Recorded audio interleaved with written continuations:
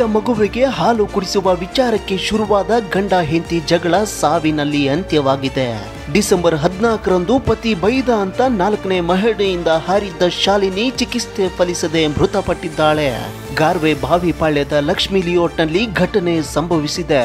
3 ವರ್ಷದ ಹಿಂದೆ ಮದುವೆಯಾಗಿದ್ದ ಸುರೇಶ್ ಮತ್ತು ಶಾಲಿನಿ ದಂಪತಿಗೆ 1.5 ವರ್ಷದ ಮಗುವಿತ್ತು. ಮಗು ಅಳುತ್ತಿದ್ರೂ ಹಾಲು ಕುಡಿಸ್ತೀಯಾ ಅಂತ ಗಂಡ ಬೈದಿದ್ದಕ್ಕೆ ಮನನೊಂದು 4ನೇ ಮಹಡಿಯಿಂದ ಜಿಗಿದು ಬಿಟ್ಟಿದ್ದಾಳೆ.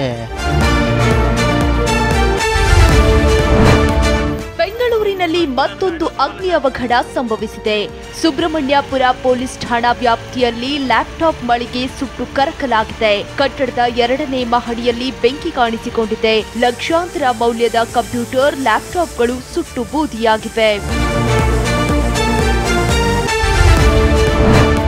ಬೆಂಗಳೂರಿನ ಅಂದ್ರಹಳ್ಳಿ ಶಾಲಾ ಮಕ್ಕಳಿಂದ ಶೌಚಾಲಯ ಸ್ವಚ್ಛಗೊಳಿಸಿದ ಪ್ರಕರಣ ಬೆನ್ನಲ್ಲೇ ಪ್ರಾಥಮಿಕ ಶಾಲಾ ಶಿಕ್ಷಕರ ಸಂಘಟನೆ ಸಿಎಂ ಮೊರೆ ಹೋಗಿದೆ. ಶಾಲೆಗಳಲ್ಲಿ ಶೌಚಾಲಯ ಸ್ವಚ್ಛತೆ ಹಾಗೂ ಶಾಲಾ ಸ್ವಚ್ಛತೆಗೆ ಪರ್ಯಾಯ ವ್ಯವಸ್ಥೆ ಮಾಡುವಂತೆ ಮನವಿ ಸಲ್ಲಿಸಿದ್ದಾರೆ. ಶೌಚಾಲಯಗಳನ್ನು ಕ್ಲೀನಿಂಗ್ ಮಾಡಲು ಪೌರ ಕಾರ್ಮಿಕರನ್ನ ನೇಮಿಸುವಂತೆ ಒತ್ತಾಯಿಸಿದ್ದಾರೆ. ಮುಖ್ಯಮಂತ್ರಿಗಳಿಗೆ ಮತ್ತು ಶಿಕ್ಷಣ ಸಚಿವರಿಗೊಂದು ಮನವಿಯನ್ನು ಕೊಟ್ಟಿದ್ದೀವಿ.